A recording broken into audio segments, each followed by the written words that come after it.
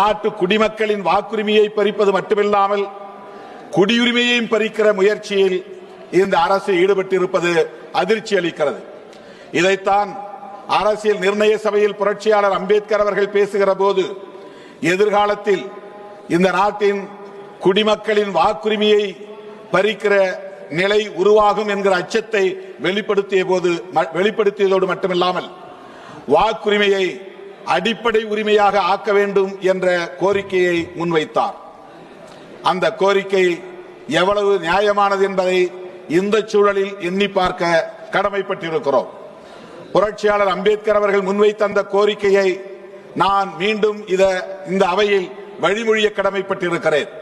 வாக்குரிமையை, வாக்காளர்களின், இந்த குடிமக்களின் வாக்குரிமையை அடிப்படை உரிமையாக அரசமைப்பு சட்டத்தில் இணைக்க வேண்டும். அதுதான் இன்றைக்கு மிக முக்கியமான ஒரு கோரிக்கையாக இருக்கிறது என்பதை நான் இங்கே பதிவு செய்ய விரும்புகிறேன்.